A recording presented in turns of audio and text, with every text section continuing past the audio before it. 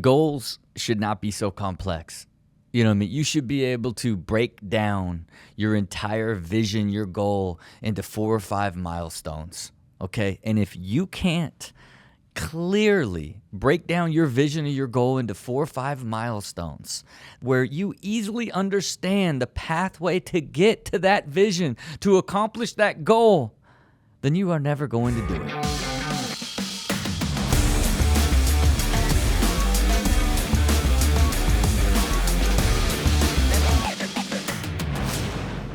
Welcome to Build with Rob. It is your boy Rob Dyrdek. You know what we're doing here. We're just trying to live life to the fullest. We're trying to live harmoniously. We're trying to fuse art, science, and magic in a systematic way to just harness the power of the universe, do everything that we can to be the best that we can at whatever we're trying to do. And as you know on this show, I just love to share the philosophies that I not only, have applied or learned in my journey, but as I'm living it and growing and evolving, these ideas are becoming more clear to me, and I'm also needing to continually apply them, especially since I've really been, doing the podcast and doing a lot of different interviews and sharing my overall philosophy and way of thinking and working on creating the book. It's become this super interesting sort of meta experience of understanding what are sort of these core things that are part of, my personal philosophy that I need to continually keep applying. And then as I'm sort of learning and evolving, adding that to I got to think about that and add that to the system, and these are the core things that I continually do over and over versus these are some more complex things that are for later stages or more complex systems that I'm doing to create more optimization in my life, right? And one of the big things I've been thinking about lately is just goal setting, right? Because it's something in itself that it's essential. And everybody does it in their own sort of style. And obviously, through the Dyrdek machine and sort of my overall philosophy of start at the end and before you start when, this whole idea of deciding what you want the outcome to be and then building the path and the strategy and the plan backwards to get there. That isn't an exact science. You know what I mean? And it doesn't necessarily need to be incredibly specific and so detailed every single every single step of the journey, right? Because it's not especially a really big idea. When you have a really big idea, you're never going to know what you're going to be doing in milestone 3, 4, and 5. And you can generally know where you're going to be at those stages, and you must have a clear sort of idea of what you actually need to do, but what the actual tactical things you're going to need between milestone 3 and 4, you're going to learn somewhere between milestone 2 and 3. And that's really what it is. And it's not even a matter of even when you set out and decide hey, I'm going to be a pop star. That's my goal. I'm going to be a pop star. Okay, well, develop what's the pathway to pop star? Well, okay, well, it's you write music, you record music, you get discovered, you sign to a record label, you put out a record, it's a hit, you're a pop star. That was the basic 4 or 5 milestones that it takes to become a pop star. So if you can't write a song, or you keep writing songs over and over, and you keep giving them to everybody that you can, and it sounds like this: I love you, girl, I really need your heart, and my heart needs you at the start of the fart. I took it too far. I took it too far. I took it too far. But clearly I'm not getting signed with those particular lyrics. You know what I mean? And if you keep making songs and nobody wants to be a part of what you're doing, look, you're not going to reach the milestone, simply an understandable milestone that is you getting a record label. Now, you could be, hey, I'm so progressive and I'm so next level. I'm going to go record this myself and do it myself and go independent. But if you go independent, then people don't buy it. It's I'm not dream crushing your passion for music, but your likelihood of ever becoming the pop star that you dreamed of is unlikely. And again, it's still the pathway was set in a super simple manner, right? Because anything that you hope to achieve, like, it's going to be broken down into 4 or 5 major sort of bridges that you've got to cross to the next level, that is going to allow you to reach that goal. And that's all you need to really know and have in your head. And for me, I'm trying to get better and better at defining them in every aspect of everything that I do, and writing them down, because, I eyeball them a lot of times in sort of my planning, and then I really focus on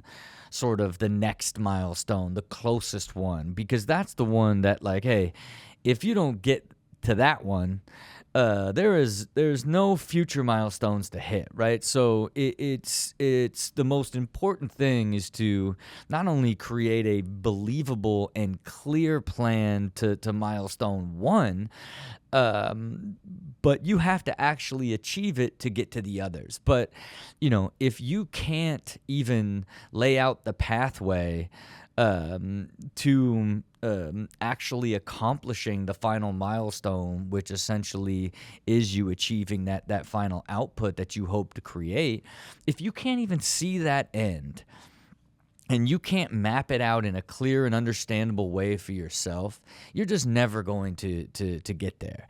But if you can begin to look at everything you do, even if you're a great goal setter and have clear ideas of the things that you want to do, if you can begin to get more and more detailed of how you look at those milestones, where, hey, these are the core 5 that are going to get me to the promised land, but my experience, my understanding, my knowledge is also allowing me to see more deeper and more tactical in how I'm going to achieve the first, second, third, fourth, fifth milestone in a more strategic order.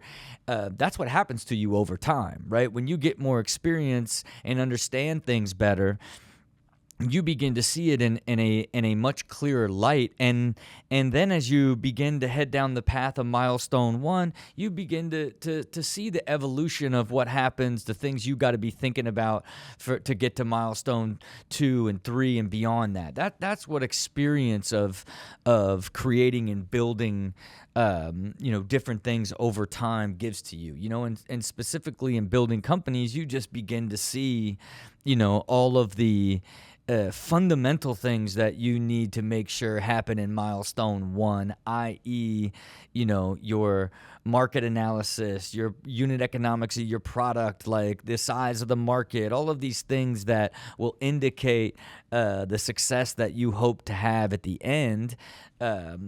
And that are fundamental to finally get a product that works, and then get it into market, and then get it adopted, and then build it, and then scale it. Like, all of these things, as someone that's a part of building a lot of companies, we look at each one of those big sort of core milestones and try to do as much foresight and planning on what may happen. But hey, sometimes it works perfectly, and then sometimes, you get into market, the consumer's different, all these different things start to change your sort of vision for what the business is and what the product may be. But your your second milestone of customer adoption and selling the product hasn't changed. You know what I mean? The first milestone is creating and launching. The second is consumers building it and creating a business and product market fit. Like there's a big chasm in there that you may have to fight through, and a lot of changes you have to make from that initial planning if you're still on this way to create this big business that you had a vision for early on. And it's everything that you could ever put a vision to almost lands in it. If you want to be a pro athlete, like, I wanted to be a pro skateboarder, right? So what are the milestones to be a pro skateboarder? Well, number one, you had to get good and start learning tricks. Then, you had to get sponsored, right? Then you had to build a name, get coverage. Then you had to be told by a company that you had a pathway to becoming pro. And then you keep skating, keep growing your name, skating in contests, getting build, and then the company turns you pro. And then if you have a signature board and turn pro, then the next level is getting to signature footwear and major sponsors. Like there's sort of this pathway that if you don't ever get sponsored in the very beginning, you would never become a professional skateboarder. So that has to be the pathway you understand as you start it. In sports, sports has, really great frameworks. Obviously, in professional sports, your milestones are always based off of, high school, college, into the league, into the major league, and now a chance to perform and get to the superstar level. That's your pathway to get there. The framework is there, but it exists in almost every single thing that you could look at that you would want to accomplish could be broken down into 4 or 5 milestones. And you got to really begin to just look at everything through that lens, and for me, I would like to create a $1 billion existence management software. And it's like, well, come on, bro. Have you built a software before? Do you even know anything about building a software? Well, not really, but, I have built some companies, you know what I mean? And I feel like I can really make it happen. And that's really how I feel. Like, but when I talk about it with like people that are in like the software game, I feel like they're a little sheepish with me. I do feel like, I'm just like anytime you're talking about an industry or a business that you don't know as well of all of the possibilities. It's when you just don't have the experience or the understanding on the difficulties and the problems that go into creating something like a software. But again, that's not slowing down how I look at it from a milestone perspective, because it's still something that I want to take a shot at. And through my experience in business and building so many different companies, I have a different sort of strategy of how I will approach and move towards creating a $1 billion software, right? And it's exciting, it's fun, it's this massive goal. But it's broken down pretty simply. You know what I mean? Like when I start at the end and look at that, for me to create a $1 billion software, I would need, call it 200,000 or 300,000 paying consumers that would pay $20, $25 a month, that would, create a business that's now generating, call it, $60 to $90 million a year. That's trading on 10 to 12 SaaS multiples that puts it at $1 billion valuation, right? So I know that's sort of the ecosystem of what software of service trades at. I know that if I want to create a $1 billion software, that I need to create a product that ultimately a few 100,000 people would be willing to pay for. And I know, okay, cool. That's sort of the end game if you're the hero and you get there, So okay, now you take a step back on that milestone. It's like, all right, well, you would have to now, to get to that level, you would have had to reach a place where you were now created a product as such that you were now consistently not only understanding the cost to acquire the customers that would use the software, but now you really understand their sort of lifetime value and who exactly they are. At that scale, you would really understand them as you're growing in that fourth milestone. And then the third milestone would have been, the beginning of that adoption, where like now you have people that are really committed to being a part of and using this software, and you're really seeing that it is changing people's lives, and it really matters.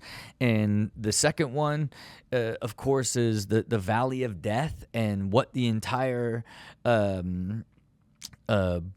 pain side of creating and building a venture is does anybody want it? Does anybody even want to use it? Because guess what? There's no doubt like milestone 1 will be creating and bringing it to market. I'm going to do that.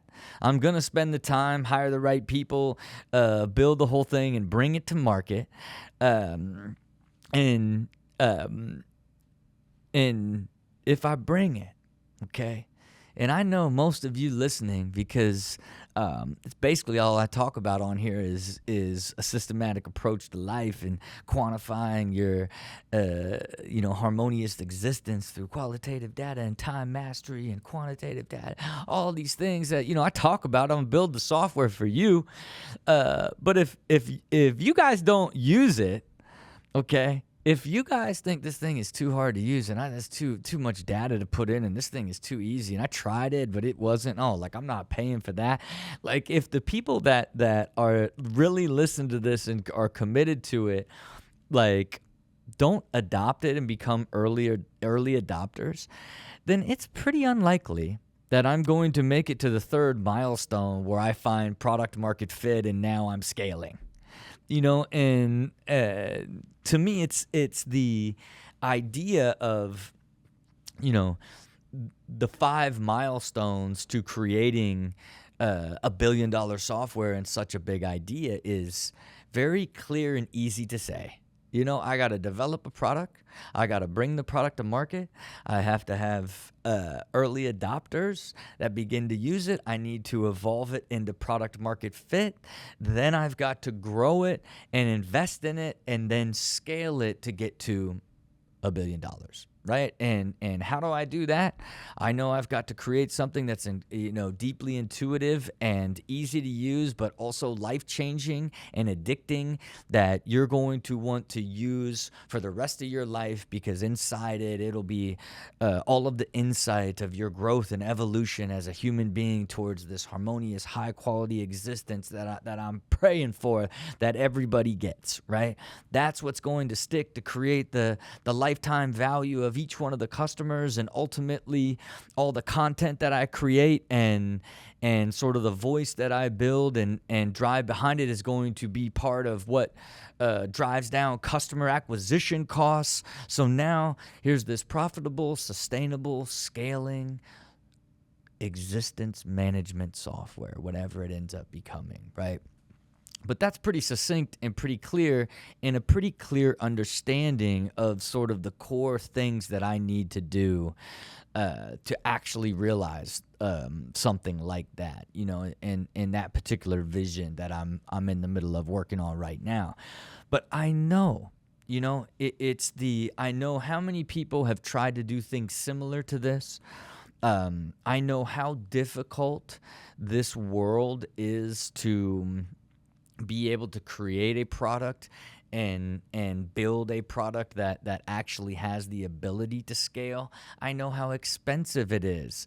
And I know that I can't do it by myself too, right? So it's like, my experience, you know, I understand the pathway is ultimately you create the product, and then it's, can you find the consumer and get the product market fit? It all lives and dies essentially right there, and if I use it myself and it doesn't become super intuitive and amazing, and then I try to get all of you to use it or be a part of it, and then begin to go talk about it and try to get everybody to use it because, hey, this is how life changing it. If it doesn't actually change anybody's life and nobody adopts it right there,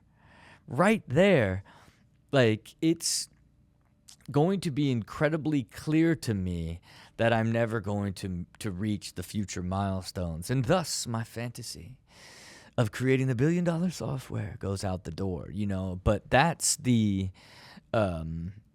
beauty of that particular plan. I just laid out my entire vision and plan for you to understand it. You know what I mean? You're like, well, it's plausible. You're thinking to yourself, maybe I would use that. I wouldn't pay for it. And again, that would be sort of the things that you learn between milestone 2 and 3 is like, okay, well, maybe it's pricing, maybe it's features, maybe if you simplify it, maybe if you add this, like that's in that sort of world where you're now evolving and pivoting and trying all these different strategies to ultimately find that product market fit, which everybody's hunting for and when they create a business. But when I look at that overall vision, it's broken down into 5 pretty easy to understand and clear milestones for me to go out and achieve it. And look, you can do it in every single part of your life, whatever it is, whatever goal that it is. And the beauty of it is it also it sparks the initial belief, right? If you can break anything you want to do in life down to 5 clear milestones, you're immediately going to be like, I can do this. And then if the first one, you build a plan and begin to push towards that first one and you're making progress, guess what? There you are. You believe it. You're not stopping. You know what I mean? Like, you really know that this is something that you're going to do, and as you grow towards it, those milestones aren't going to change significantly, but you're going to understand the pathway that you need to get to them. Because make no mistake, those big anchors aren't ever going to change. It's just everything in between that gets you to those big anchors is going to change, right? And that's why looking at well, no, to me it's also getting good at defining those 4 or 5 milestones will also make you way better at accomplishing your goals, right? Because when you anchor these clear milestones, you not only know the big places that you have to get to, but you ultimately understand along the way what you need to learn to get there. And again, God forbid, it will make it incredibly clear to you when you have done every possible thing and it's just not working, and to me, I don't, I'm not going to sit up here and advocate for quitting.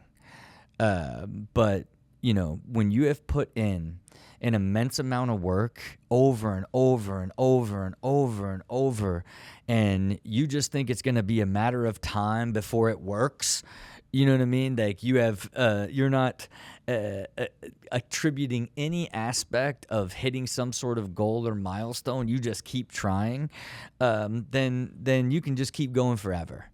But if your goal is to actually accomplish a goal, a vision, or something big, and you have now laid out the 5 milestones you must hit to get there, and you cannot hit the second one, no matter how hard you try, I'm not an advocator of quitting, But it will be so clear to you that you have tried everything and that milestone did not work, and it's time for you to find something else to put that same energy into. All right, that's it for our show today. Again, on this show, I'm just feeding my own personal philosophy, how I continue to apply it in so many different aspects, and I just hope that each of you pulls a little thing, adds it to your arsenal, because really that's really what it's all about. It's like, how can one thing just give you that one little shift that you add to your toolbox of evolution that continues you on your growth and evolution to that harmonious, high quality existence that we're all dreaming of. Look, appreciate you all. Wherever you listen to the show, like, subscribe. You want to see what we're doing down here at the Dyrdek Machine, everything's at dyrdekmachine.com. And you know what it is, man. We're constantly gaining clarity on the future, building believable plans, and staying focused so we execute. Until next time, see it, believe it, do it.